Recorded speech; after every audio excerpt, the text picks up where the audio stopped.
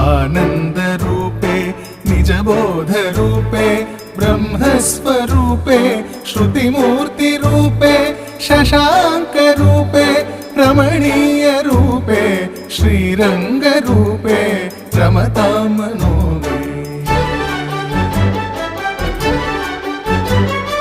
कावेरी तीरे करुणाविलोले मन्दारमूले धृतचारुकेले दैत्यान्तकाले अखिललोकलीले श्रीरङ्गलीले रमतां मनो मे। लक्ष्मीनिवासे जगतां निवासे हृत्पद्मवासे रविबिम्बवासे कृपानिवासे गुणवृन्दवासे श्रीरङ्गवासे रमतां